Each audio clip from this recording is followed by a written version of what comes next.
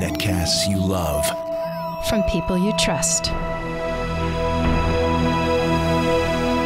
This is Twit. Bandwidth for iOS today is provided by CacheFly at CACHEFLY.com. Today, apps that will make you contemplate your life here on this earth. And then blow some people up. And I'm going to show you an app that's going to teach me how to photograph as well as Leo does. Oh, it's time for iOS Today. iOS Today is brought to you by Rocket Mortgage from Quicken Loans. Home plays a big role in your life. That's why Quicken Loans created Rocket Mortgage. It lets you apply simply and understand the entire mortgage process fully, so you can be confident you're getting the right mortgage for you. Get started at rocketmortgage.com/iOS Today.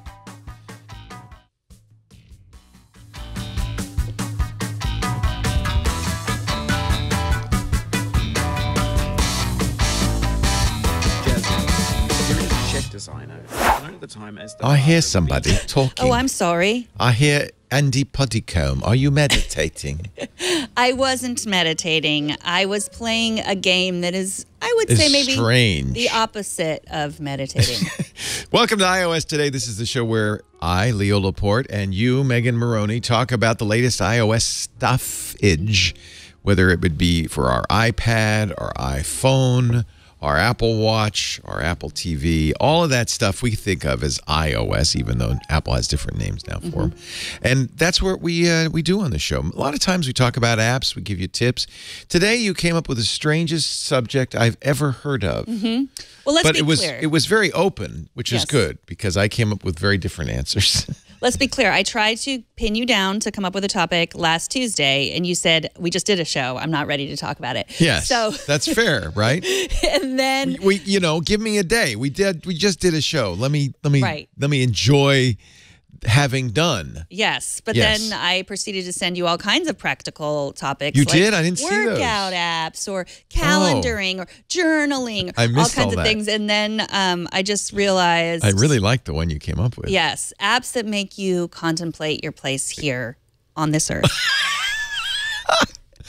I thought, what has she been smoking? Yes. But can you give us, you better, to make this so I can participate, give us an example. What do you mean by apps that help us contemplate our meaning here on life on Earth? Well, very obviously, I meant games that you play as a man, a shirtless man in a cauldron and with an axe trying to... Was this what inspired it? This is what, yes. Thank you to the viewer who sent me the idea for this is the strangest game I've ever seen. Getting Over It. I'm already That's halfway the name of it. through. So Getting here Over I am, It. Getting Over the man with the cauldron, the shirtless man, and then this guy is talking. He doesn't talk the whole time, but he kind of talks about as how he built. Let's play the game. So I'm gonna swing around. It's a physics game. I have to put my pickaxe in there, and I've played this game a lot. Oh no! See, I'm falling. Why is he stuck in a cauldron? Don't ask. You don't want to know the answer. And he's using a sledgehammer. Yes. It is my task simply to drag myself up a mountain. Let's start over. How about we can start over? And what is the guy saying? I want to play a new game. He's talking about life. So it's Getting Over It with Bennett Foddy. Oh, that's like Andy Putty. Yeah. So here I am. What is it about British people? I don't know. And so don't go backwards, because what would happen if I went backwards was this. Oh, no. Oh. Is Bennett going to speak to us? Eventually he will. So this, you know what? This is they make it look easy at first. Yeah, Wow. Yeah. You have to climb a tree with a sledgehammer? And I don't know. This guy's got really good upper body strength. He does. And sometimes he takes a breath and he's like, he makes grunt. Can you hear the grunting sounds? Turn it up. We need to hear more. I'm all the way up. Yeah. Kevin. Oh, yeah. There we go. That's not Leo. That's the guy in the cauldron. Okay, so let me take a running start on this. Actually, you didn't pay for this, did you? Oh, no, I didn't. You did. I think it's $2.99, $3.99. That's worth it. You know what I love about it? Some indie game developer just said, let's do this, and he did it. I love that. Yeah, it was on Steam first. It's really? Yeah. And then eventually he'll come and talk to me about frustration and starting over. So you do get some like life There's no lessons. feeling more intense than starting over. Mm-hmm. If you deleted your homework the day before it was due, as I have, or if you left your wallet at home and you have to go back after spending an hour in the commute. Hate that. If you won some money at the casino Yeah. and then put all your winnings on red, but it came up black. Yeah. Yep. If you got your best shirt dry cleaned before a wedding. Boy, he's got a and lot then of immediately examples. dropped food on it. If you won an argument with a friend. Isn't that That they ironic? just returned to A their little ironic, Yeah. don't you think? It is. Starting over is harder than starting up. Starting If you're over not ready for that, is hard. like if you've already had a bad day, Mm-hmm. then what you're about to go through might be too much. The Feel free guy's to go hanging by away. his armpit. Yeah, he is. I'll be here. So Wow, this pretty much defines the category. Yeah. And not merely defines it, but pretty much completes it. Yeah, Thanks so for that's joining it. us, everybody. I mean, That's you where- can't get more contemplating your, what is it again? your existence here Here. on this earth. You couldn't get more of that than that. Yeah, you couldn't. So as soon as I saw that, I thought, well, I can come up with some like that.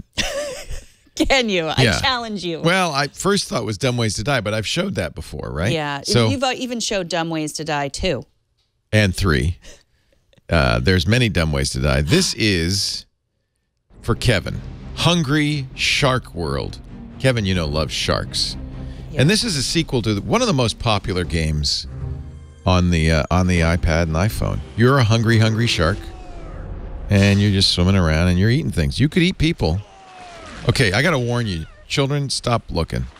So if we are contemplating our existence here on Earth, are we the shark or the person? You are the shark. Okay. But really, it's the circle of life. Just keep swimming. You can't stop, You can't. and you get bigger as you eat. That You got to is watch true. out for things, though, right, Kevin? You can't. Pufferfish are bad for you. I know. Oh, here we That are in the is- cave. If anything is a metaphor for life, it's pufferfish are bad for you. Yeah. Jellyfish, not so good either. See, look at that. That hurt. That hurt. Can you eat the jellyfish? No. Well, you might be able to eat them, but you got to eat them just right. Because what? Don't eat that! Oh, silly shark. Oh no, Now you're I'm starving. I got to eat something. Eat the other shark. I wish I could, but I can't. A gemfish.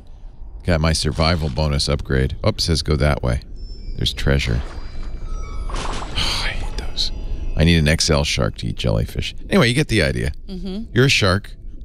It's actually very soothing in a strange way because... Oh, I died.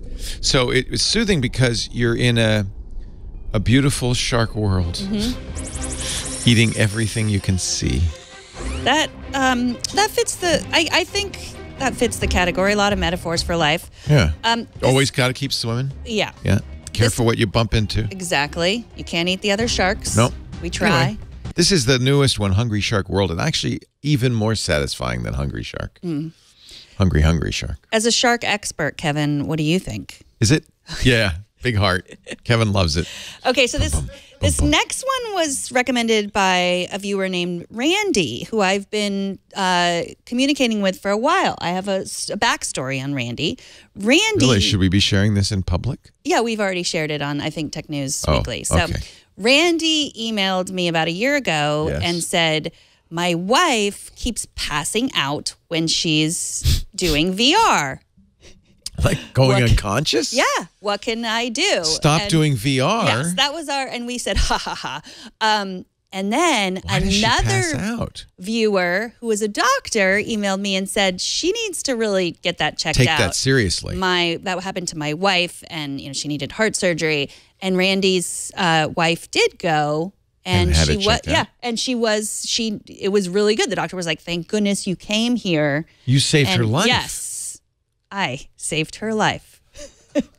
It's very, very seldom podcasts save people's lives. I so this know. is very exciting for me. But yeah, no, really, the doctor who wrote in saved his life. But we were But the we engine. connected them. You started this network, so really, you saved I her saved life. her life Yeah, way back in none of us- 2004. I had a thought there will be people out there who will pass out while they're doing VR. Why did you? So what is that a symptom of? I know it was arrhythmia. I'm not Oh, sure. arrhythmia. It was something bad. Randy, That's why we do the heart study on our Apple Watches. Just that, I would bet you if that would also diagnose it, besides passing out. Wow. Yeah.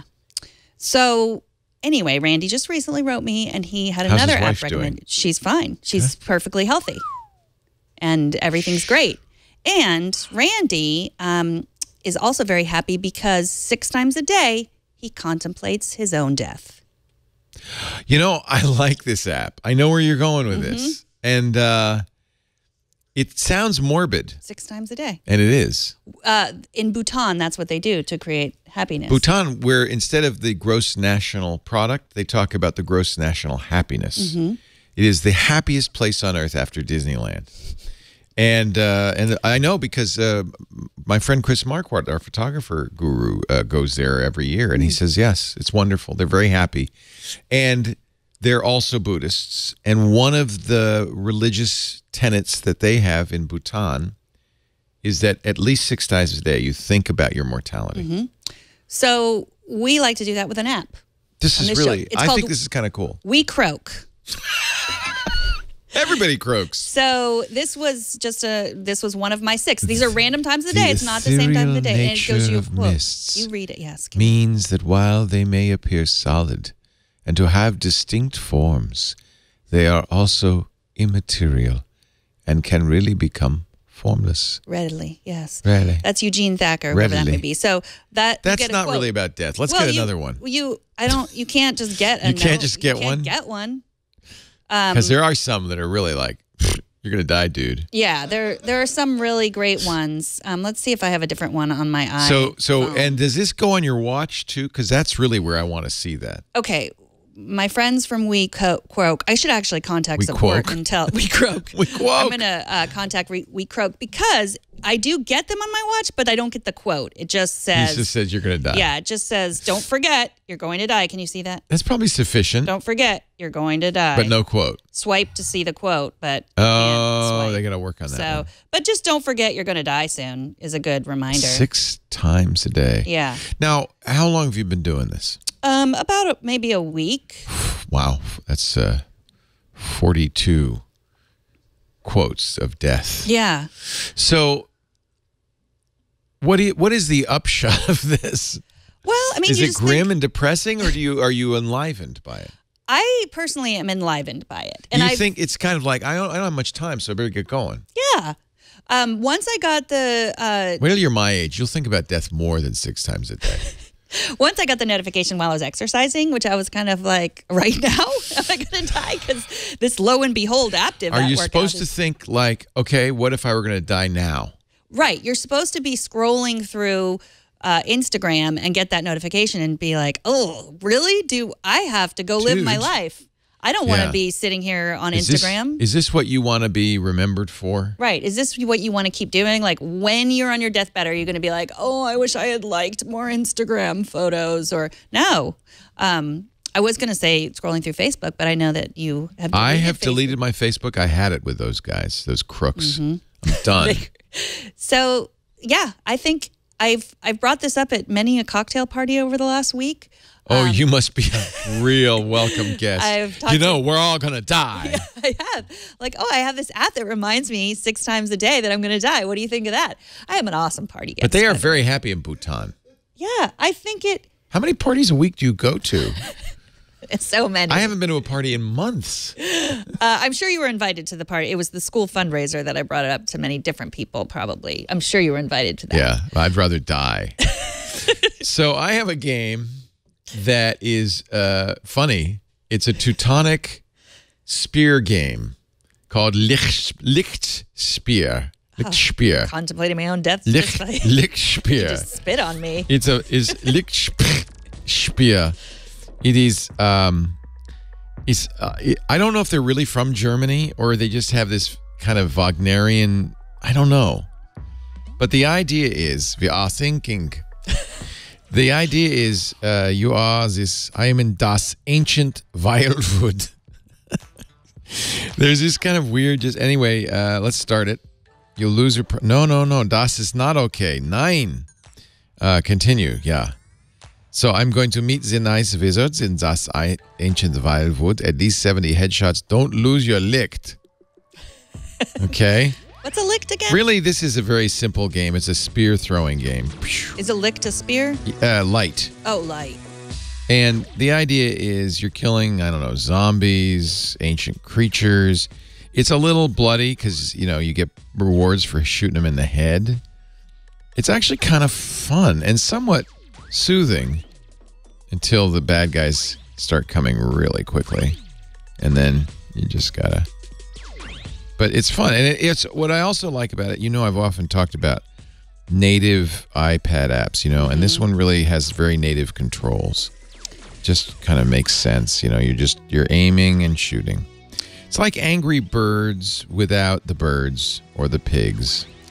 I am noticing that your apps that help you contemplate life are much more about violent. Death. They're much more violent. See all these people dying? This reminds me that I'm going to be one of them if I don't hurry up and kill things. Oh, gosh. And now I'm dead. But I can tap for revenge. This is actually a fun game. Speedlicht. It's not free. It's a couple of bucks. Well worth it. If you like this kind of game. I have yet to find a free game lately that I like. No, I don't get free games. In fact, I'll show you in a bit a game that is not far from free. It's like ridiculously expensive. That's my next game. Oh. That's another way to contemplate life. Waste money on games. Yeah. Yeah, getting over it, that first one was $5. WeCroak is 99 cents. 99 cents to be reminded of death. Seems like they should pay you. And then this one is $5, and it's called Flower. This is so beautiful. Do you like from Flower? Santa Monica. Annapurna. They have a problem in Santa Monica. There's these electric scooters. They're all over the place. Huh. And people just, you rent them, but people just ride them somewhere and they leave them there. Really? Yeah. Huh.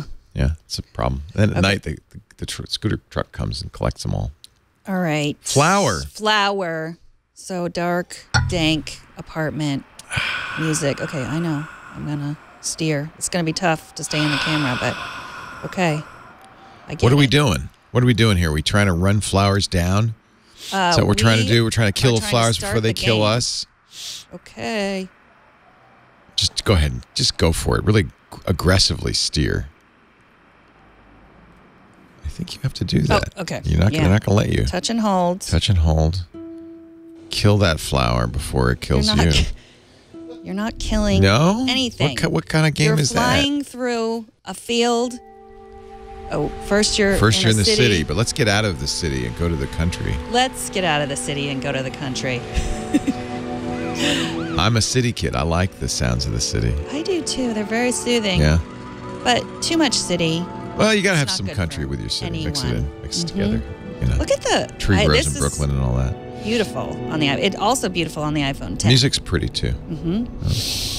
And even if you have allergies to pollen, this won't affect you. Yeah, not at all. You can stay inside your house. This is like very Ready Player One. You're going to just be living in. And we're in the country. There's a pedal. Follow that pedal, wherever that pedal may lead. I got to hold to fly forward, and I'm tilting to steer. And the point is to catch some flowers. You know what would make this game really great? What? Had sharks. Someone dying. Yeah. You know what? I think I recorded some gameplay. I'm going to pass out. I'm getting queasy. Wow. Okay, I don't like that part. Yeah. Can I not do that? Can I do something else? Like move it with my... Oh, I missed the flower. I don't like the steering part. You know why I don't like the steering? See, this is what I mean by iPad. This is iPad specific, and yet I don't like the controls. And the reason I don't like it is because the world moves as you steer. When you're really in steering in a car, the steering wheel moves, but the car windshield doesn't go, True. I thought I recorded some gameplay of this, but no, I didn't, to make you less queasy. Sorry. That's all right. I get the idea. I don't need to know anymore. I need to return to the game just to... From where? Yes. This is actually a program that will help your life. Oh, I forgot to press the button. Oh, this one, flower, or you're moving on? You're moving on I'm already? moving on. Okay, Kevin. I think he's we've seen moving on. everything there is to see. No, I want to catch the flower and spread the petals. There we go. Oh, Did you you're see spreading that? the petals. This is life. This is, I mean, if you're going to live your best life, as you know, I try very hard to, a game like this, just spreading the magic of flowers around. I do like flowers. Okay, now you're more with your killing games. I do like flowers. Oh, that's pretty. Oh, so you weren't really playing it. We're just watching videos. Well, now we are. Now we are. Okay. It's very pretty. I do Yes. like that. And how much? $1.99? No, $4.99. $5, yeah. Here's one that's free, although if you don't want the ads, you can pay a couple bucks to get rid of the ads. Okay. And this is not for living. This is for sleeping. Oh. And this just got updated. It's called Sleep Plus Plus. I'm going to show you on the iPad, although it's really most useful on the Apple Watch. Okay, but so they've just added. This is a new feature of Sleep Plus Plus: automatic sleep tracking. So you put it on your watch, and I don't like to wear my watch to bed, but if you do, it will automatically know when you're sleeping, and so I enabled it because I like that idea. And then it will keep track of your sleep, and we can actually show you on the watch itself. Oops. Let's see. I put it on here. You know, I finally decided not to use that stupid cloud that they have. Oh, yeah. I use just the cloud is list. dumb. You never get the right thing on the cloud. watch. So you're going to have to say would like access to all your stuff. Oh, I gave it all my motion data. All right. Well, let me give it all my motion data on the phone. Maybe that's the problem. Oh, now my daughter's calling. Here we go. So. Oh, sorry. I was playing flower. It's okay. It'll help me sleep. Here's your sleep. It does automatic recording. It actually, this is interesting because I haven't been wearing it, but it just seems to have picked up everything from my watch ever since I got the watch, and it's just kind of recording all this. Wait, so you were only sleeping for 2 hours? Or that was 2? I think that's all I could see because I wasn't wearing the watch to bed. As you know, I use the sleep tracker in my bed. Sleep tracker, it's called, from Serta, and that's awesome because you don't have to do anything either, but you get lots of information. So what I'm going to do, this is Sleep Plus Plus, and what I'm going to do is it gives you the same kind of information. By the way, let's save it to our health app, right? So this will automatically save sleep information. You get a morning sleep summary. I've turned on automatic sleep tracking. You can say what your goal is. You can get a reminder to go to bed. I think I'm going to make it 10 o'clock, right? If you want to get rid of the ads, you pay $1.99. I did that. And then, but this is a sleep tracker for people who don't mind wearing their Apple Watch to bed. I don't like to wear a watch to bed. I don't know about you, but the watch charges fast enough now that you could do that and then charge it in the morning while you're getting ready or having breakfast and that kind of thing. Yeah. Sleep Plus Plus. I think sleep is a big part of life. It's at least a third. When you were little, were you afraid that when you went to sleep you would die? No, were you? No. You know, did your parents make you do that poem, Now I Lay Me Down to Sleep? I hope they'll... See, that would make you think, I may not make it back. Yeah. I hope the Lord I my die soul to befo- keep. yeah, if I die before I wake, I hope the Lord my soul to take. Sleep Plus Plus with automatic sleep tracker from Cross Forward Consulting. There are a number of sleep tracking programs out there, but this one I think for $1.99 does a very nice job. See, it gives you kind of... So I'm gonna compare this because I'm wondering if the Serta sleep tracker is more accurate. Sorry. I feel like Jimmy Buffett just walked in the studio. Am I wrong? Is it 5 o'clock somewhere? It's 5 o'clock somewhere. Okay, if the cauldron, the shirtless man in the cauldron, and the flowers and Bhutan And death. hasn't made you Appreciate life. Yeah, appreciate life. Then a cat eating dumplings and bugs. What could be wrong with that? The Big Journey. Produced by Catfish. Tap to continue. Chapter 1, Home Sweet Home. Go in search of Mr. Chew with Mr. Whiskers and friends. I am allergic to cats, so cat games. Oh, so you can't have a cat? No. But you can have a dog? Yes. There's something wrong about that. Tap on my belly to select a new cat to play. Okay. Mr. Whiskers. Hello, Mr. Treasure. Whiskers. Let's do Mr. Whiskers. I did have a cat growing up because my parents didn't care that I... Okay, selected. Okay, I've got a character. They didn't care that I was allergic. I just sneezed through the pain. Here we are in Windmill Lands. And if this one, I don't have to steer with the iPad. I just steer this That's way. Ready? Then I'm eating dumplings. You know, I saw this and I thought this might be a good game. It's kind of like Leo's Fortune. I want to jump on the jelly. Oh, I missed the jelly. Oh, because that's a boinger? Yeah. Or no? Yeah, it's a boinger. Oh, no. It's like not a passive boinger. It is sort of similar to Getting Over It, right? Yeah, or Leo's Fortune, which is exactly like. Is Leo's Fortune is exactly like this? Yeah. Oh, I thought you meant your actual fortune. So jump on the jelly with Mr. Whiskers. Mr. Whiskers. So you can see how you can. Basically, we're all cats rolling down a hill in Windmill Land, jumping on jelly, and there we go, eating dumplings. It's a platformer with a cute, fuzzy little. Careful, kitty. Those enemies can steal your dumplings by hitting you. I like the music. Yeah, so let me show you Leo's Fortune. Okay, is it just like It's the Big Journey? Leo's Fortune is kind of like a well-done version of this. What?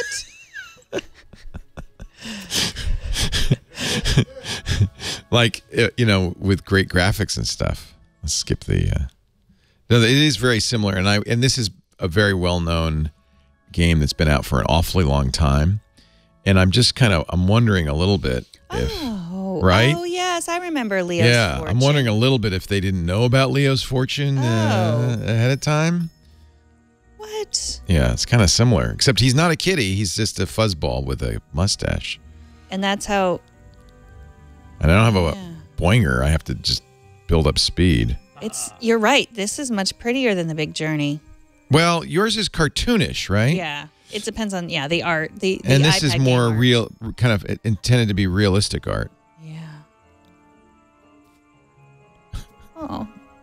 But he's not a cat. What is he? He's just a fuzzball with a mustache. Okay. Unless a cat has a mustache. I'm stuck. This is also like the guy in the cauldron with the hammer. Build up speed first. I know. Kevin is a Leo's Fortune Do you like this game? I don't know what it is, but I know what you got to do. You know, better at games than we are. Follow the arrow with your finger. I know. I see the arrow. Make the arch. Jump. I think you have to tap it or something. Anyway, you get the idea. I'm not actually, I really like this game. Yeah. I just noticed the kind of similarity. Yeah. And I just didn't want Leo's Fortune not to get credit. Oh, thank you. Thank you for pointing that out. For being the first to do Fuzzball. The Big Journey. The Big Journey. That one is called. Now, this one's unique. It's called Driving to Canada. I'm glad we've finally gotten to a unique game because you can't swing a dead cat without hitting a guy in a...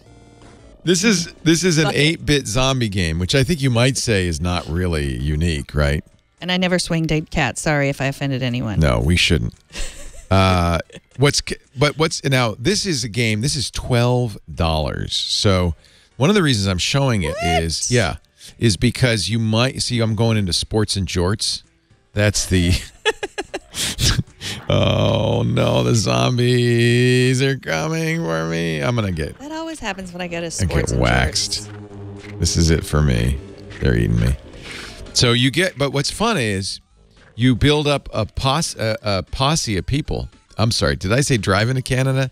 I meant Death Road to Canada. Death Road to Canada. Death Road to Canada. Did I say driving? I meant Death Road to Canada. So let's do a new game, okay? So we're going to choose a game slot. Now, you can have different characters with different skills. You can also have buddies. Okay. In fact, you can end up getting a whole posse together. If you want familiar characters, there could be people that you've participated with in the past. You see these different modes, which is kind of fun. Let's show you some other game modes. Familiar characters mode, rare characters mode, long and winding road mode. It's a 25-day driving mode. You have to be very good at that at this game. The deadlier road mode, you really have to, Short trip to heck. That's the one I would do. Quick 9-day driving mode. Oh, but you got to unlock it first. So once you play the game a little bit, let's go back. Okay, start the game here. You're in the car. Jacqueline hears rumors that Canada is a safe place, free of the threat of zombies, with nothing to gain from waiting around Florida. By the way, you're driving, I should say, from Florida to Canada on the, did I mention, death road to Canada. Shotgun's very effective. So there's lots of gameplay in this, and it's 8-bit, and it's kind of fun. I'll give you a couple more hints here. Paranoid characters can reduce the severity of bandit attacks or reveal the stats of new recruits. So you meet characters, you find out stuff, you have to get food and other supplies, of course, weapons. It's kind of a little bit like a 8-bit kind of iPad version of Left 4 Dead or, one of the other great zombie games. There's a lot of mashing and smashing. Oh, mashing and smashing. Yep. You have to explore. Zombie forecast, sparse swarms, calm, near noon. So I think we're all right. We can wander into this house. Shall we bring Tatum or Jacqueline? Let's bring Tatum. Sure. Yeah, let's go. Can we bring one of those sharks from the other game? Gonna equip her with a sonic screwdriver? No, I wish I had a shark, man. I would love to have a shark. Sharks versus zombies. Yep. Fair fight. Yep. Golly, it's tough. Oh, there's more zombies in here than they really were letting on. Now, sometimes it's better to run from zombies than it is to actually fight them. But she's doing pretty good, I gotta say. How do you tell the difference between your people and the zombies? Well, wait a minute. You can't tell? Well, 8-bit, it's kind of hard. The zombies are moving slow and they have teeth and they're trying to eat you. Okay. You have a weapon and you're smushing them.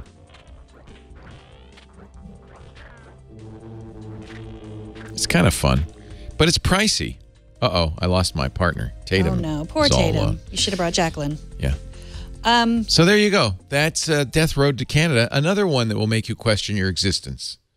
Is that the goal, to question our existence? Ponder. Ponder. Question. Ponder. Contemplate. Appreciate. Contemplate. Our existence. Hungry Shark. Death Road to Canada. Lichtspeer. Actually, Death Road to Canada is pretty fun. If you like that kind of game. Top-down, 8-bit, zombie smashing.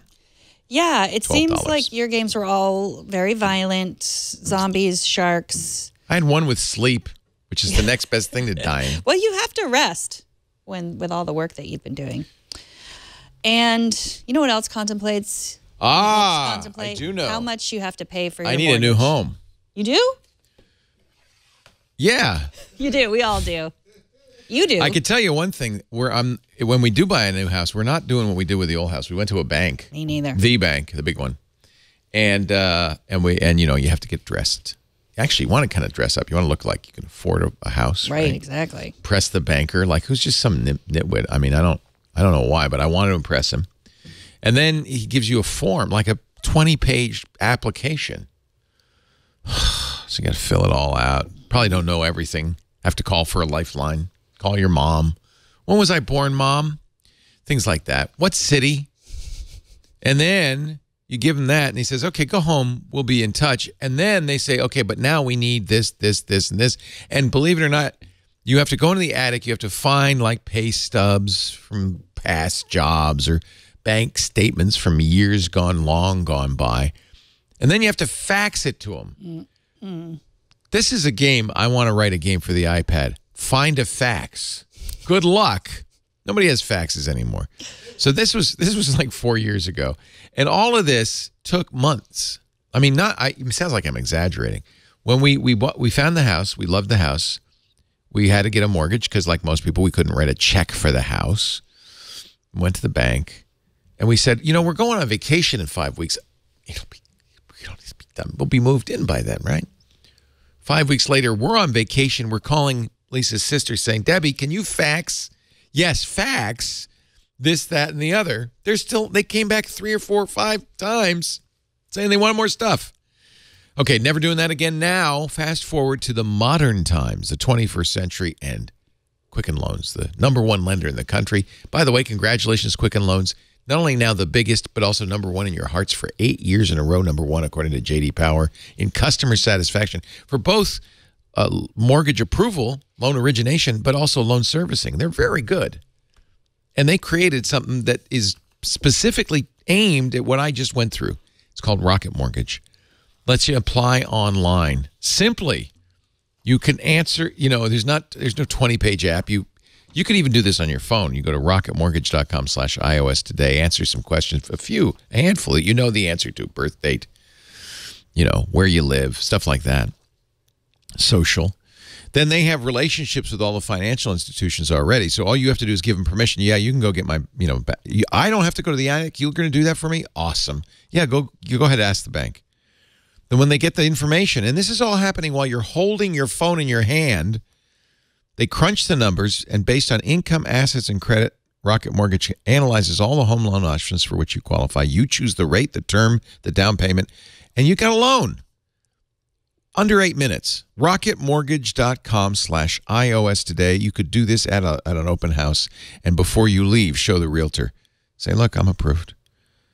Rocket Mortgage from Quicken Loans. Apply simply, understand fully, mortgage confidently. I can tell you right now. Oh, hey, it is time to refi, right? Because the interest rates are going up. Now's the time to look at a refi, too. They've got great rates at rocketmortgage.com/iOS today. Equal housing lender licensed in all 50 states and MLSconsumeraccess.org, number 3030.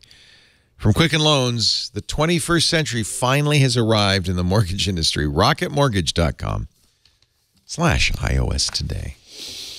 All right, it's time to put our thinking caps on, or our foreseeing caps. What did Johnny Carson call them when you try to see the future? Karnak the Magnificent. Yes. Time to put our Karnak hats on. Apple announced a mysterious education event. Yeah, March 27th. That's a week from today, right? Mm-hmm.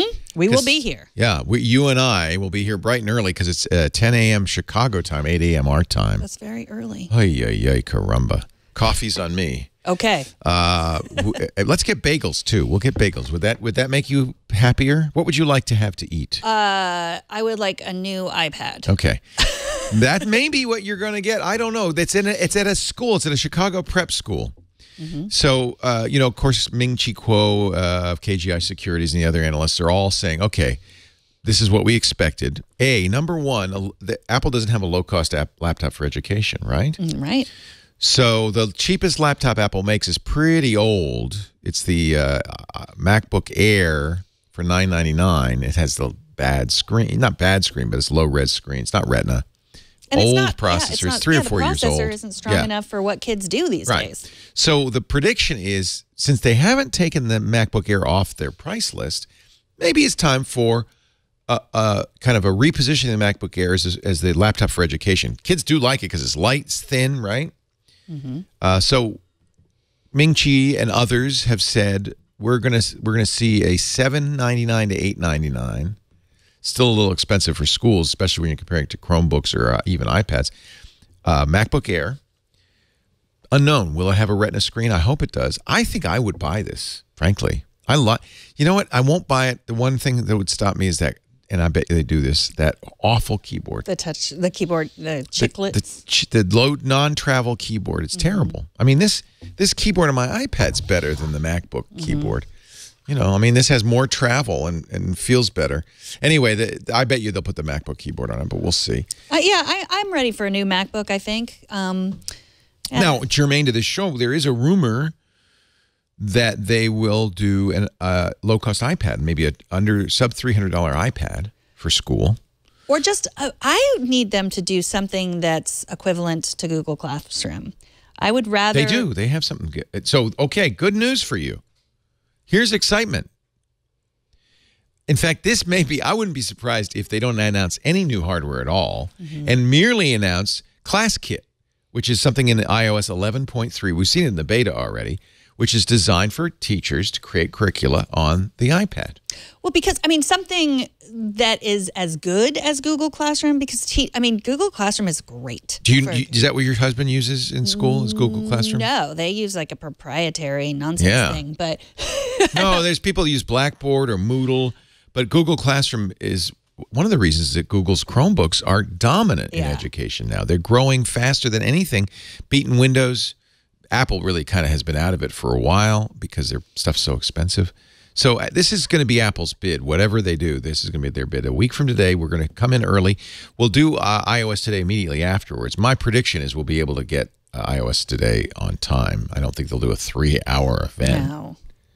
Or Maybe they'll do a 1 hour or 2 hour event. Anyway, we'll get into iOS right after. I was thinking of recording it earlier, but then we would miss whatever it is they announce. And if they announce new iPads, we want to talk about it. Right, yeah. Whatever they're going to talk about, we're going to talk. Whatever they talk about, we'll talk about. Now, here's some other. Now, show the invite.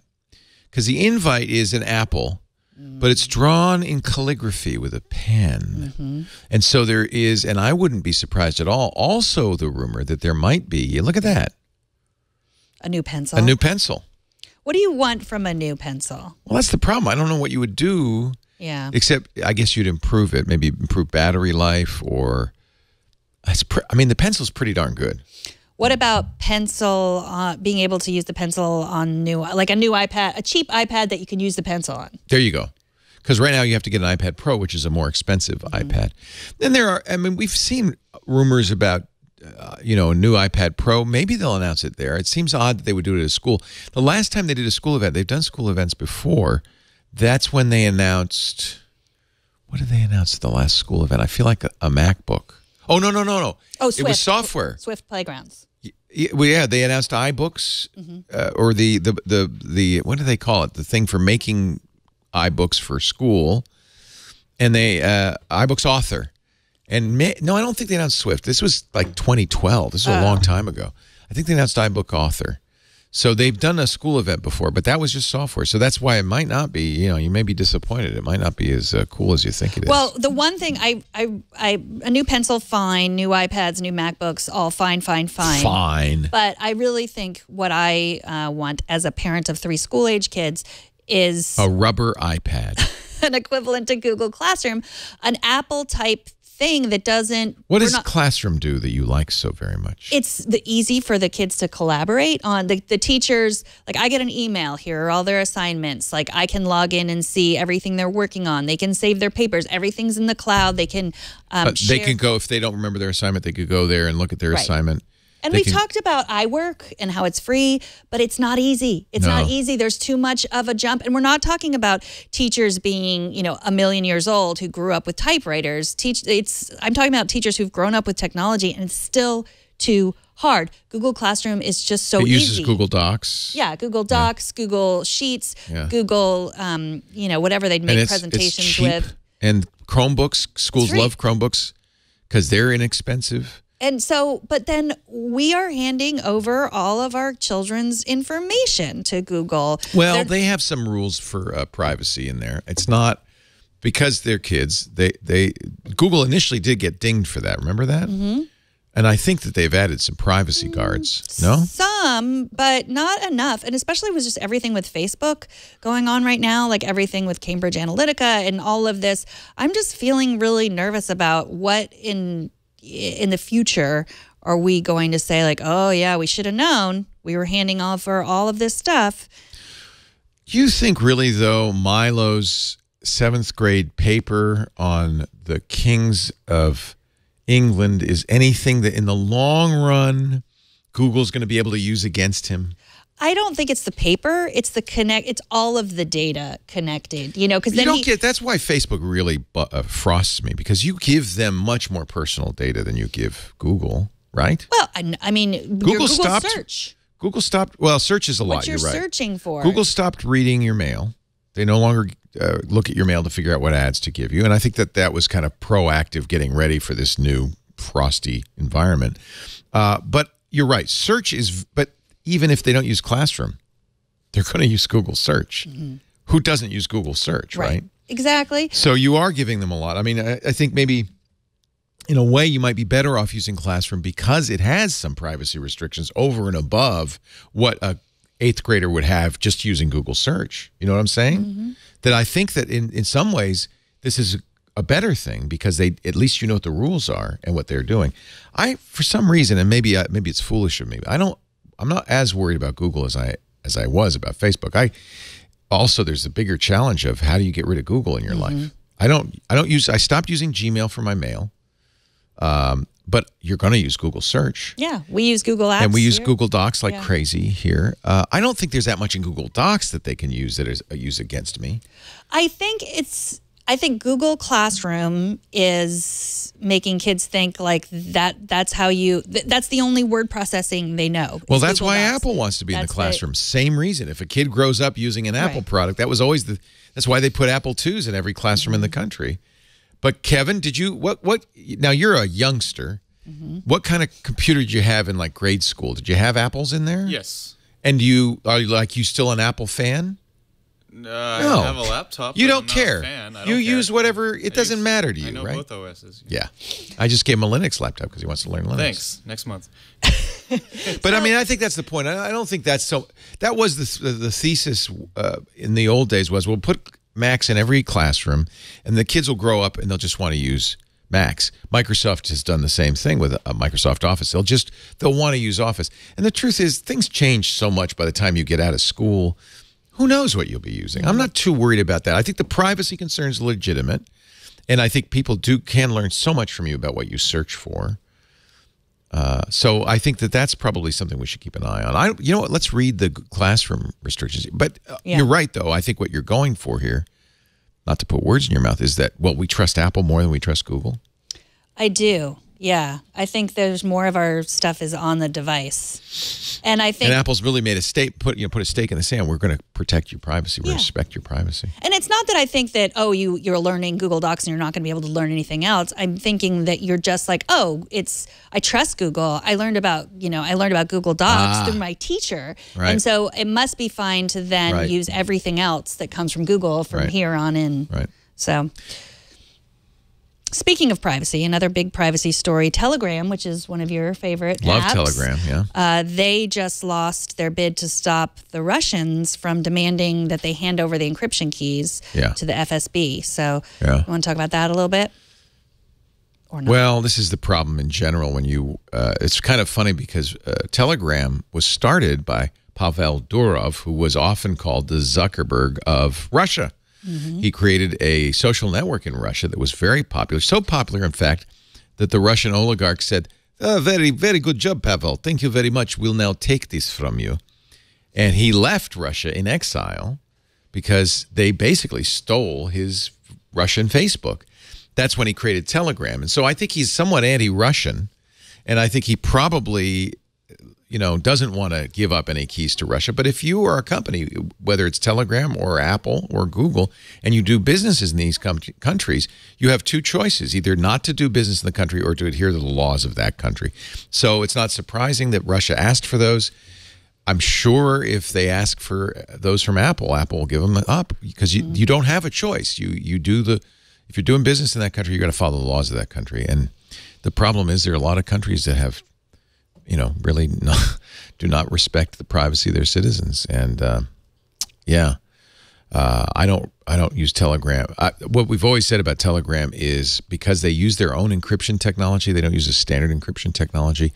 I've never considered them fully secure. They've never really proven that they're as secure as, say, Signal. So I think probably it's a good idea not to use Telegram for secure stuff anyway. They have an encrypted form, but it's only kind of good enough encryption, not strong encryption. If you really want privacy, you should use Signal. The good news is even though Signal is available in Russia, they don't do business in Russia because it's an open source free project. And so there's nothing the Russian government really can do to Signal to get those keys. And Signal doesn't even have the keys because of the way they work. So I think you're probably a little better off using something like Signal if you want to have really safe communications. All right, I wanted to mention again our dash cam that we both like, the Owl dash cam that I talked about last week. You still using that? I'm still using it, and I want to show off this video that it got of me almost getting into an accident. Ooh. This was recorded, and look, what are you doing in that road? Both you and the pickup truck almost hit him. Yeah, so I thought this was really interesting because I haven't figured out all of the things that you can do with this. Now, what did you do? Did you say, okay, presto, and save it? Yeah, so I said, okay, presto, but it didn't save, right, look at that. It didn't save, it saved right, past. Because, by the time I was like, oh, my God, I almost... Well, you say, okay, presto, after the thing happens, and then it gives you the 30 seconds before you say it. So by the time I was, relieved from not getting in an accident and realized I could say, okay, presto, I was like, oh... But that worked, right? No, it didn't. It didn't but then you can go, it's always recording. And so if you go right away to the, let's see if to the app, you can go back in time. Yeah, and save. So you and share. said it more than 30 seconds after that. You were like, yeah. So now, if you, by the way, we should also say that owl supposedly, if you hit that person, would automatically record. Right. If we gotten in an accident, yeah, then would automatically start uploading still images and then full video to the owl servers. Right. So it's not constant. It's a constantly recording, but this is. I really feel like the owl is still in beta. For instance, do you get any notifications from the owl? It keeps saying I'm sending a notification, and then I don't get anything. Oh, I get notifications that there's activity in the car. Oh, you do? Okay. Yeah. So maybe that's me. Maybe I should. Yeah.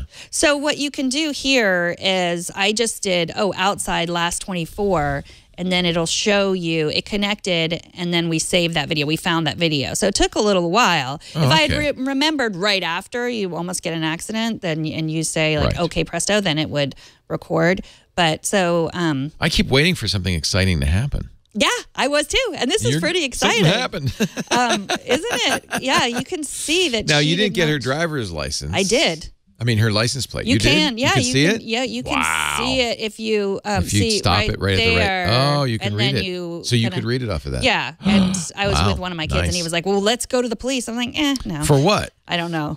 She ran the stop sign. Look. Yeah, I got video. Yeah. I wonder now. See, this is talking about privacy. I know. Look at all. I wonder now that you have that video, if you could go to the police and say, "See, I have proof that this person ran the stop sign," and then they would write her a ticket. You think? I don't know, but the truth is, I'm not exactly sure that I wasn't speeding. It seems like I should have been going a little bit slower. Well, the other thing that you should remember about the owl is that it not only is taking a picture of that, but it's also the inside, the other side. And if you get the video of the other side, I was watching Netflix you should show too. So.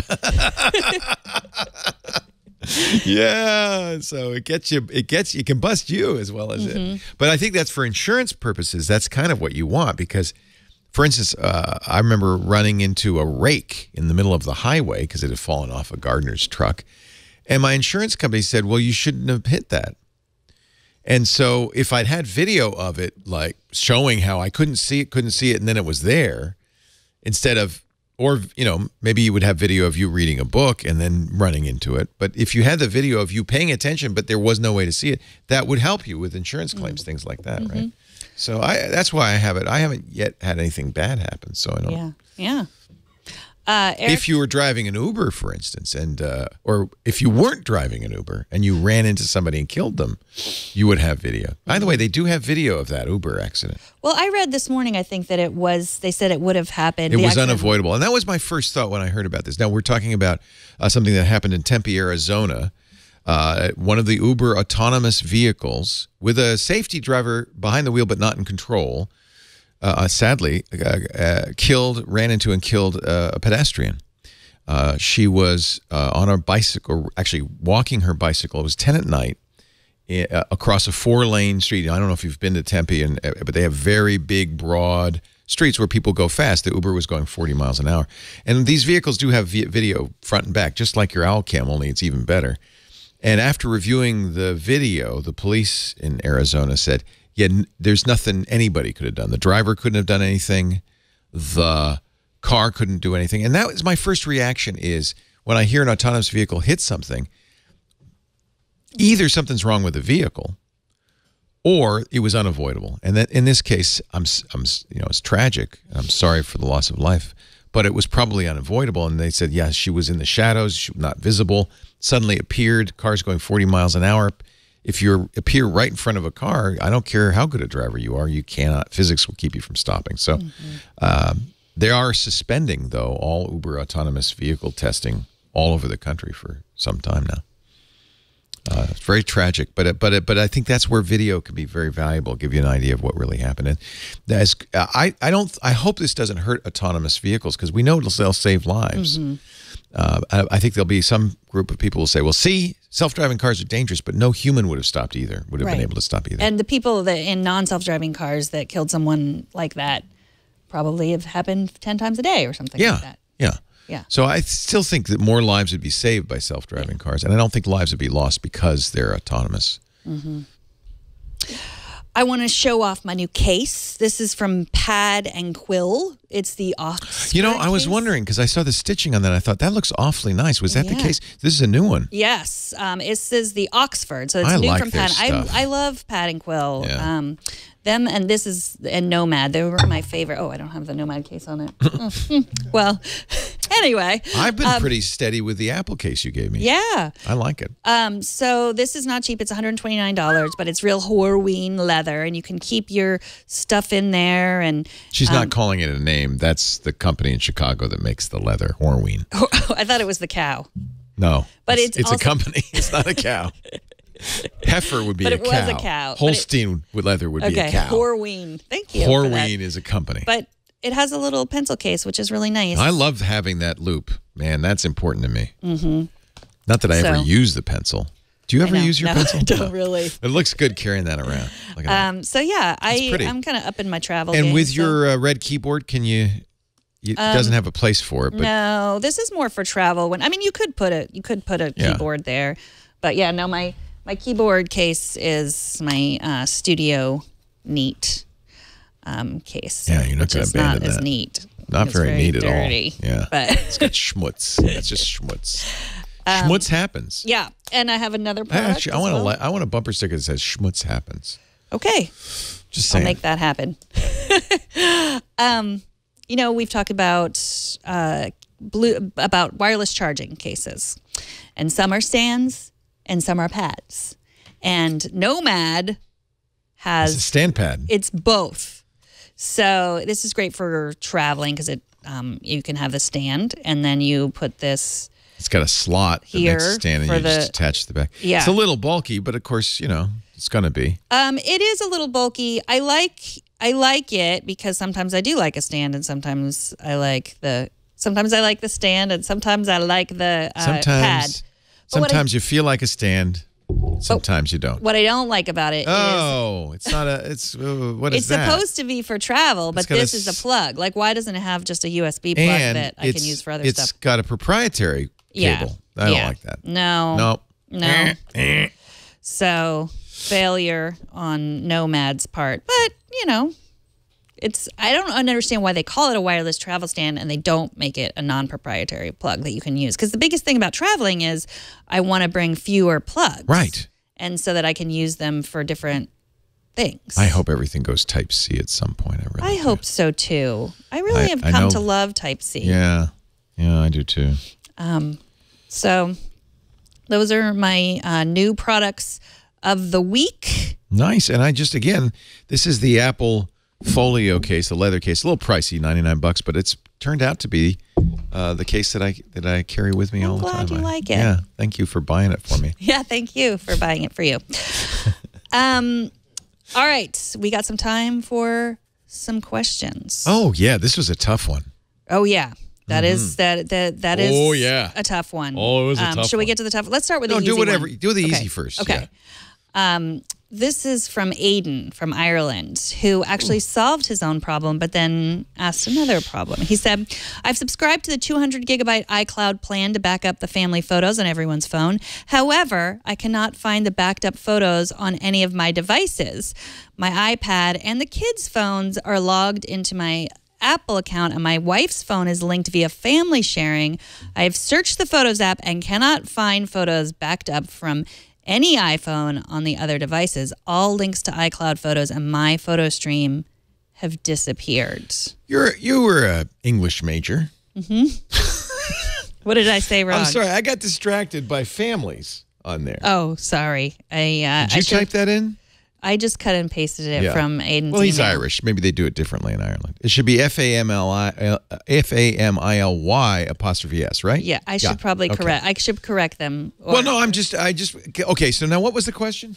Okay, so he has 200 gigabytes. Where did they go, of photos. he's Where asking. did they go? And then, so I've asked him a few follow-up questions, and he said that's when he discovered that his daughter ate it. said, my daughter didn't like all the family photos appearing on her them. phone, so she was deleting them every time I tried to back my up, God. not realizing she was deleting them from iCloud as well. So I know she didn't realize it. It's hard to realize that at first too. No, why would you think that? Yeah, you'd think that it would just delete them from my phone and they'd be everywhere else. So he says that he would like to keep her phone linked to her account, to his account. Well, he could turn off on her phone, turn off the photo sharing capability. You know, the iCloud photo library. Yeah. Just turn that off and she won't get those pictures. In general, though, this is a problem that can happen, and it often happens. There's a transition point when they're children and then they become adults and you don't get them their own iCloud account. This is really, really important. It happened with me and Henry. He's in college. I'm starting to get his texts. I don't want to see his texts from college. I really don't. And we realized the problem was that we were sharing, because we had, when you're kids, you share the iCloud account and all that. So that's what family sharing is great. They have separate accounts.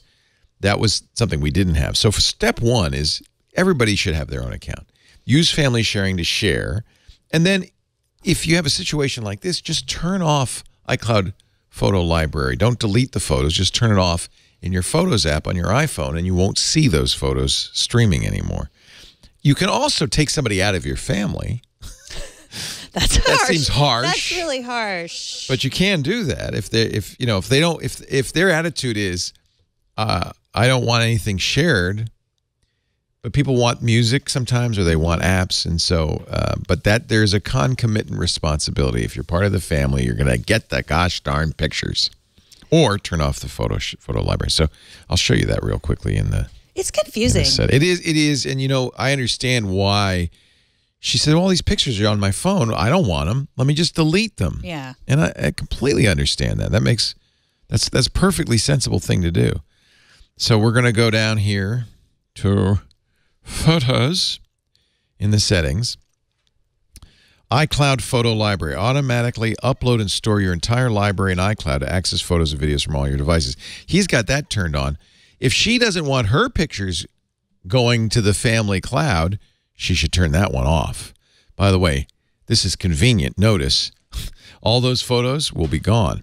But that's probably not what, that may be one setting she wants because she doesn't want to share her pictures.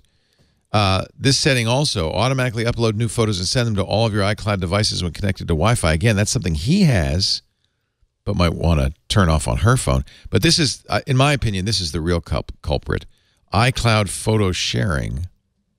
Subscribe to other people's shared albums. So there's three different things she might want to turn off. And you're right, this is so confusing. iCloud photo library, if she doesn't want her photos to go to the family, right? Same here, upload to the photo stream. How those are different, I don't know.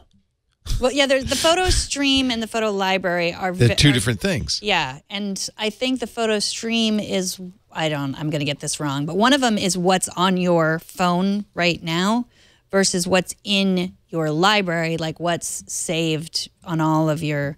Yeah, photo stream is new photos. Right. And library is all photos. Yeah, photo stream is like, it's the last 3,000 or the last 2 weeks or something like that. iMore has a great... that's kind of the best thing to do. Yeah, it's like, what's the difference between my photo stream and my photo library? Go there, read all about it. I read it all, and it still made very little sense to me. And if she turns off just the top one, iCloud photo library, basically that's going to turn off everything and remove all pictures. Photos and videos that have not been fully downloaded will be removed from this phone. The items will still be available on other devices using iCloud Photo Library. That's what you want, right? You want everybody else in the family to have access to those. So I don't want to download. If you don't want to download a copy, just say remove from my phone. All the pictures that we were shared from the photo library will be gone. I'm not going to do that because I don't want to delete those all. But when you turn that off, then it grays out these other features because you can't do that without the photo library first. Mm-hmm. Yeah, it's complicated. The thing about this is that, if you have your kids sharing their photos automatically, like if you see all the photos they take, like it gives you the sort of, when they're young, you might want that's exactly, there's this transition point where you do want that and then you don't. But you might, I don't know, it's hard because once they're smart enough, they'll just use Snapchat or anything else Well, I don't think you should use this as a way to spy on your kids. No, you should. My point is, don't have a false sense of security that you're seeing all the photos that your children are taking because you're connected. Right. They're probably not putting them all in using there. Snapchat or. Well, but it's so complicated. It's easy to accidentally share stuff. So kids, you should pay attention to this too. It's easy to send mom and dad pictures you didn't want to send, but you have ultimate control on your phone. His daughter had ultimate control on her phone. Instead of deleting those photos, which was deleting them everywhere, she should just turn off the iCloud photo library. And someone had pointed out that, yes, it does say, that this is going to be deleted on all your devices. But we know, I don't. I'm like, oh, warning, yes, it doesn't say that, though, if you delete them one by one, or does it? Does it? I guess it does. You're right. Probably does. But yeah, who I think reads it does. those? Not 13-year-olds. Yeah. All right, so here's the tough question. This one is also about sharing. I use a PC as my main iTunes computer and have some digital movies I didn't download from iTunes that I dragged into my playlist.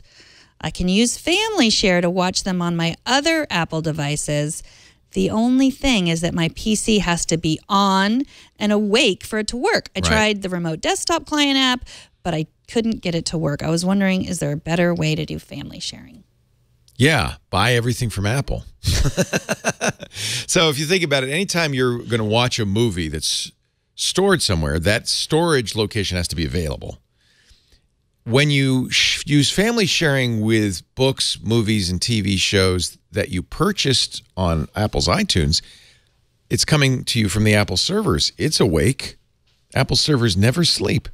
On the other hand, if the only source, as in this case, of that movie is your PC, that's where it's coming from, then that PC has to be, the movie data has to be available from the PC. Otherwise, they won't be able to watch it, right? So the PC has to be awake and running. In effect, your PC is now a server. So it's just the way it is when you have content you want to watch. Whatever server, whatever hard drive, whatever computer it's on, that's got to be awake. And that's why family sharing works best when you're sharing stuff that you bought from Apple, because its servers never sleep. So buy everything from Apple. That doesn't sound fair. Or keep your computer awake. If right, it's going to be a server. That's why a lot of people use an NAS, for instance, like the Synology that we've talked about before. It's called a network-attached storage device. It's really a computer with lots of storage, terabytes of storage, no keyboard, mouse, and monitor. It connects to your network, and it shows up everywhere. In fact, it can be an iTunes media server. So one solution to this would be to have a network-attached storage device that the movie lived on. That's always on. That's what a NAS is. It never goes to sleep. And so then your PC can go to sleep. Doesn't matter. The NAS will stay there and continue to serve. One more question. This one came from Joe from Ridgecrest, California. He says, I'll be traveling to Italy for 2 weeks this May, and I need your advice. We will be visiting 4 cities, Venice, Florence, Naples, Rome, over 2 weeks. Should I lug around my Nikon D610 and assorted lenses, or go lightweight and DSLR free with my iPhone 10? Would the iPhone 10 be more versatile with some lens adapters like the Zenvo or the Ollie Clip? Not available yet for the iPhone 10? No. This is going to be up to you. You're never going to get DSLR quality on an iPhone. iPhone's very good. But there are a couple of things it doesn't do well. He's trying to solve those things. One is primarily telephoto. So if you're something far away, you can press the 2x button. But then it's not telephoto. Then it's really more like a 55mm lens. So if let's say you're in Venice and you're down there on the Piazza San Marco and you want to get a beautiful picture of the lion up on the stele there, the beautiful golden lion. On an iPhone, you're going to get a picture of the pillar, and the lion will be tiny, it'll be distant. It's 12 megapixels, so you can somewhat zoom in and editing and crop it and maybe get a little closer. But it's never going to be as good as a camera with a telephoto lens that you can zoom in and fill the frame with a lion. It's just not. You can go out and get an Ollie Clip or one of these add-on lenses, but they're not very good. In most cases, they kind of sit on top of the regular lens, either with an attachment or screw or a clip. But they're not, price alone tells you they're not the same quality as your Nikon lens. So it really kind of comes down to what kinds of pictures do you want to bring back. If you want to bring some snapshots, I think these camera phones now have gotten so good that they're certainly as good as a point and shoot in most cases. And so if that's what you want, just snapshots of your trip, it's sure great to have that in your pocket. It does the GPS, automatically adds the location. Apple has all sorts of features to let you have stories and stuff from that. You can make albums. So there's a lot of convenience to that.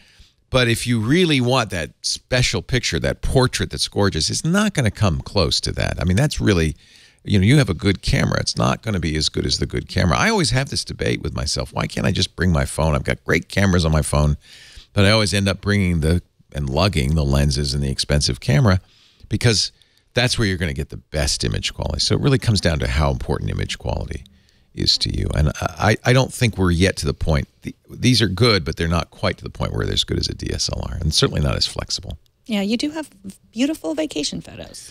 Yeah, I mean, when we were in the Galapagos, we're in little rubber Zodiac boats, and the seals and the penguins and the iguanas, they're maybe 100 feet away. If I'd only had a camera phone, as good as the iPhone X is, I wouldn't really have good pictures of them. They'd be little dots. But because I brought a lens that was this big, I have full frame photos of them, and it really does make a difference to have a good camera. But that's kind of your choice as to what you want to get out of it. Mm-hmm. Where can you see all? Isn't it like Leo.camera where you can see your pictures? Yeah, Leo.camera. Show that, Kevin, while we do costume changes. Oh, costume change time. Leo.camera. There you go. See that tortoise? See that iguana? I like that bird one. That one's kind of grown on me. That's one of Darwin's finches. Oh. And it's kind of grown on me. At first I thought this is kind of the one on the branch. This is kind of boring. But as time's gone by, it's kind of grown on me. And there's the one that Lisa really you're not even seeing the whole thing. Yeah, it's too big to fit on the screen. That's how I feel sometimes during the show. That was a perfect example where we're in a rubber Zodiac boat 100 feet away, and without a telephoto, there's no way I'd have captured that really fun picture. It's the first day of spring. It is. It's the vernal equinox. And you're wearing a pepper. I am. And I'm wearing a daisy. Yes. These are our caps, our app caps. No, they're not. There's no excuse for these at all. There is. Happy spring. Yeah, happy spring. Shall we talk about a favorite app? Yes, Captain. It's good that you were talking about photographs because mine, I envy your ability to take great photos because I have a great tool, but I don't always use it in the best way. So this is called the Great Photo app, and it's just a little, it's going to teach me how to take great photos. Oh, this nice. Dude. The basics of photo. Well, there's many people. Okay. She's also teaching me. Oh, nice. So I can use different types of lenses.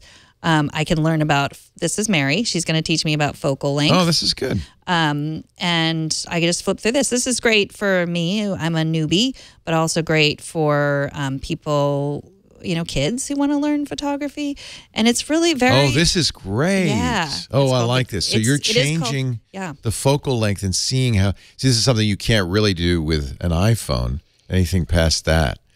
See, now we're getting zoomed in so close that you can't do that with an iPhone. No. An iPhone's great for street photography where you just want the picture to be somebody next to you, but oh, look at that. I'm glad you think this is great because it is called the Great Photo app. And, go back to the task. Actually, go back just to show. So if you go back to the left, the iPhone, the normal iPhone is 20, go to 24. It's actually 28 millimeters. 20? That's what you would see if you had an iPhone. And then if you touch the 2X, go to 50. Touch the 2X button on the iPhone camera, scroll a little bit to the right, and you'll see that 50 there, yeah. 50. One more, yeah. That's what you'd get. That's the closest you could get. So that is for... Yeah, that's the 2X zoom is 55. So it's 28 and 55 on the iPhone. Now you're doing optical zoom at that point. Right. And the problem with that is that's no different than if you took the picture and then blew it up. And as a result, it's not going to, I know it's hard to take this seriously when I'm wearing a daffodil, but I know. As a result, it's not going to look good. You're going to see pixelation. It's going to be soft focus. So that's why this is good because this will tell you the difference. You can see immediately what the difference is. So this was How much? Free. It was free right now. Free. I want to get this. So it's not usually free. There's always stuff, even if you are a good photographer and you know all this stuff, it's always good to, you can always learn a little bit more. And if it's free, boy, that's great. Yeah, I mean, I Depth think of field there's is a tough one to demonstrate. In-app purchases normally. Let's do the task. I want to see if we can learn. Move the depth of field in such a way that the green pastry appears in focus. See, the green macaroon is way in the back. So do I do focus or aperture? That's the interesting thing about this. There's always something in focus. That's called the focal plane. But the problem is when you have a very wide open aperture.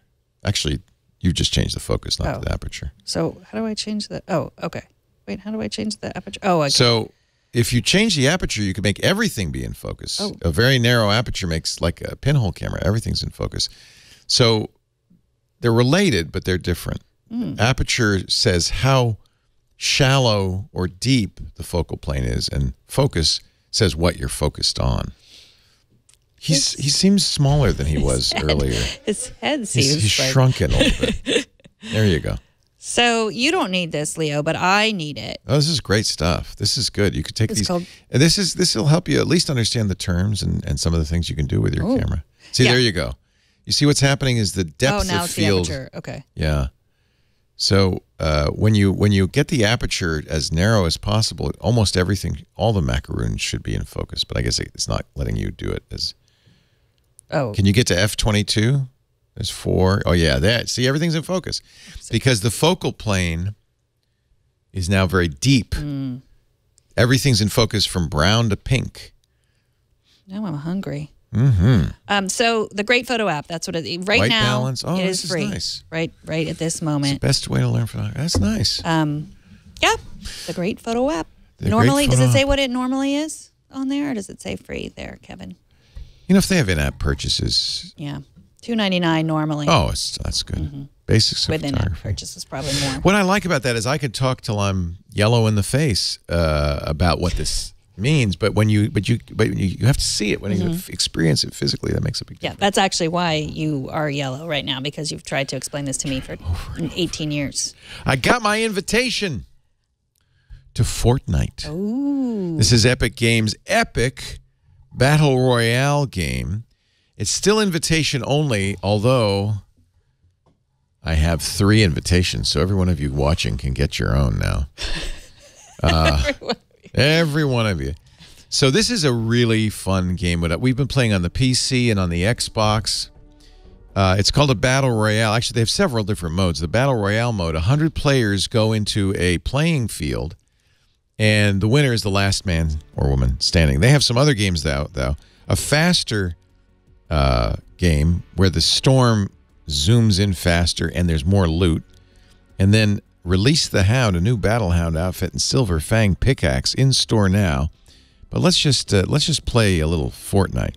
Here's my character, Chief Twit. And you have a variety of modes you can play: solo, duo, or squad. I'm going to play solo, which means it's me against 99 other people. Looks a lot like you. I've joined the server. That's since I've been working out, really made a big difference. And then, and so you're actually playing real people. This is not a squad, you see. So now the way this works, I'm not going to play the whole game because it would take about 20-25 minutes. But it is what you want to know probably is the controls, right? The iPad controls. So you move around with the joystick on the left. You can jump by hitting the jump button. You could switch weapons very simply by actually tapping the weapon. You can build. They have all the building features here. It's one of the things that makes Fortnite such a fun game.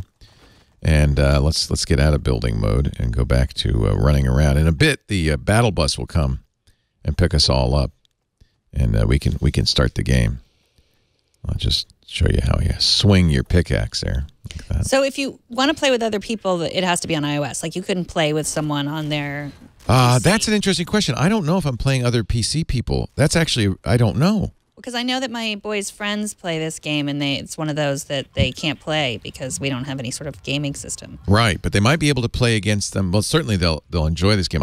That's a good question. I don't know if you're playing the same servers. I don't have any reason not to think so. Shall I jump out? Let's do it. Jump. Oh, I'm parachuting down. Do you have a parachute? Oh, crud. I forgot my parachute. What am I going to do? Now, this is another game that would help you contemplate your existence here on this If you didn't open your parachute, you might, yeah. So you're going to pick your landing zone somewhere on this island. What'll happen is the storm, which is really just, a barrier, will slowly close in on you so that it pushes the players together. Right now, 100 players on this whole island, it's pretty easy not to see anybody, which is good because I don't have any weapons yet. All right, I better open the parachute now. Yeah. There we go. That's a very complicated So parachute. the graphics, I think, are very good. They take advantage of the iPad. Now, this is an iPad Pro 10.5-inch, so it's a very fast iPad. And I'm going to guess that without that, you'd probably be kind of out of luck. Shall I land in the city? You can see other people landing at the same time. I don't want to land near anybody. All right, let's land right here. And then you're going to get your weapons. You're going to run around. You're going to try not to get shot. Basically, that's the game, ladies and gentlemen. So I wanted to show you the controls. They're pretty good. It's really challenging. Oh. It's really challenging to take a game like this. And this is a map that they have on the... Oh, nice. I got some metal. They have on the same exact map. So, see, the Storm Eye is going to shrink in 3 minutes and 16 seconds. I'm just looking for something to shoot people with. Oh, he has something. And I'm dead. Oh, so, now, the fun thing about Fortnite is Wait, we're is that now you, following the guy who killed me. Kevin, is that you? Kevin, why'd you kill me? So we're going to follow. I placed 70th, so good news. 29 people died before I did. I don't know how that happened. So we're going to follow him around. He's obviously a better player than I am. Look, he can sneak and stuff. Until he gets killed, then we'll follow the guy who kills him, and then we'll follow the guy who kills him. See, he's doing the building stuff. This is a really fun game. You have to get an invite by going to the Epic Games, but I have a feeling that they're very close now to rolling this out full-time. It's free, at least for now, while they're in whatever mode they're in. There are some in-app purchases, mostly silly things you don't need, like costumes and stuff. It's a great game. I really like it, and I think that the port to iPad has actually been done quite well. I respect everyone's desire or interest in this game, but to me, Fortnite will always involve sheets and clothespins. And I would like to invite anyone who wants to have Fortnite at my house, please come. Users on an iPhone and iPad can play against their console friends. Awesome. Nice. Doesn't look like PC friends, but console friends. And I'll tell you, I know exactly why that is. Because the controls are different on a PC, and people often think you have an advantage if you can use a mouse and a keyboard over somebody who has to use a game controller as you do on a console or these controls on the iOS. So they probably want to make it more equal. So that's good news. You can play against console players. If Milo and Huck's buddies are on a PlayStation, I guess, is it PlayStation and Xbox or just Xbox? Might just be Xbox. If they're playing on an Xbox, no problem. He can play against them. But otherwise, if they're playing on a PC, he can't. This guy's really good. I think Kevin's going all the way. Look at that. Boom. Just got another guy. He's up on the roof sniping. This, to me, is the only way I play Fortnite. I land, I die almost immediately, and then I watch the other guys play. That's pretty much it for me. But it's fun, and it's free. And look how good that looks. Frame rate seems very good. The texture maps are high quality. I think that this is a very nice port from Epic Games. And that concludes, it is PlayStation and Xbox. Good to know. What does it conclude? That concludes my conclusions for this show. I think it does. Well, I'm going to stop contemplating life and get on with it. A little bit of business. Subscribe to the show. Oh, you want to want me to tell how to do that? Yeah. Yeah, we do iOS Today every Tuesday morning at 9:30 a.m. Pacific. That would be 12 noon Eastern Time. That would be 1600 UTC. If you want to watch live, you can. And if you do, join us in the chat room at irc.twit.tv. But of course, this show and all of our shows are available on demand, both audio and video. This show's really a video show because you want to see all the stuff we're talking about. You can listen to it on audio, though, and can imagine. You can download the shows from the website, twit.tv/iOS, or subscribe. Get your favorite podcast appliance like Overcast or Pocket Casts or iTunes or whatever, and subscribe to iOS Today. That way you'll get it each and every week the minute it's done. And even if you watch live, sometimes I notice people in the chat room say, what's that app called? What's Subscribe, because then you can, Yeah, and scrub. Kevin goes through and he puts the URL on. Oh, yeah. When you're watching a live thing, you're right. You're not seeing as much of the show as you would see if you download it. That's a very good point. Kevin spends the next... all day. All day. That's all he does. And while he's playing Fortnite, he just does all this work, and he does it for you. He sure does. For you. He sure does. This Kevin's doing really well. Kevin 10275. Props. Hats off to you, my friend. Yeah, I think that's all. If you want to be part of the show, we love to get your videos. So you can email me, Megan at twit.tv, or you can find me on Twitter. I'm at Megan Morrone. You can DM me. Put your videos up on YouTube. Send me the link. You can even, people have sent me their videos. Make them short. And tell me, ask your question or give your comments. This guy is good. He just booby-trapped the ceiling of this house. He's waiting for somebody to come in, and he's just going to clobber him. And that's it. And please continue to contemplate your existence here on Earth as you're playing Fortnite or a game where you're in a cauldron or whatever it is you do with your iOS device. Thanks for watching. We'll see you next time on iOS Today. Bye-bye.